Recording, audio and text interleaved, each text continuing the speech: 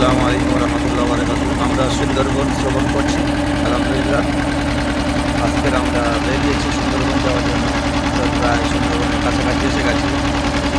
তো আপনারা দেখছেন অনেক বড় নদী।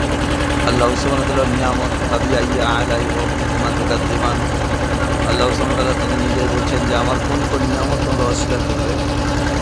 তো আজকের আমরা রওনা দিয়েছি আলহামদুলিল্লাহ, খুবই ভালো লাগছে। মানে যে আল্লাহর যে একটা সুন্দর নিয়ামতগুলো দেখার জন্য অত্যন্ত ভালো লাগছে। তাই আমরা এসছি ঘুরে যাচ্ছি আজকে দেখেন ভাই, সেই জঙ্গল যেখানে রয়্যাল বেঙ্গল টাইগার আছে, আরও অনেক অনেক প্রাণী আছে সেখানে।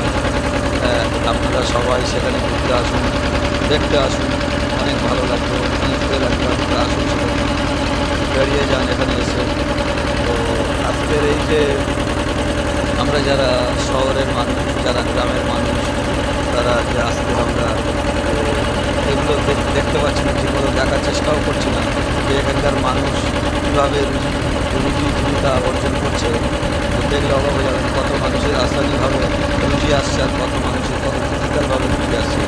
এগুলো সব আল্লাহ গ্রহণ গ্রহণ তিনি যখন যাকে মনে করেন তাকে পয়সাওয়ালা করেন, যাকে মনে করেন তাকে ভালো পথে রাখেন, যাকে মনে করেন তাকে ভালো ইজ্জত দেন, সম্মান দেন।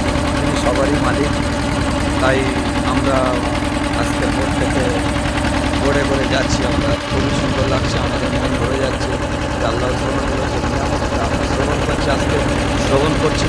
তো ভাই, অনুরোধ করে বলছি, এটা সে অনেক খতরনাক নদী। এটা হলো সত্যনারায়ণ বাঁধ, এটা বিরাজনগর। আমরা যাচ্ছি ওখানে, ওখান থেকে 7 জেলা মোল্লাকালী কচুবেড়ে হয়ে আমরা চলে যাব একদম তো পাখিরালা হয়ে একদম সূচনাখালি হয়ে আমরা জঙ্গলে ঢুকে দেবো। তো 5 মিনিট জাস্ট আমরা যাচ্ছি, কোম্পানি থেকে নিয়ে যাচ্ছে।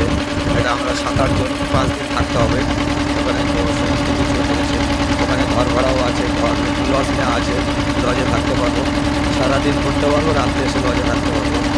তাই ভাই আপনারা আসুন,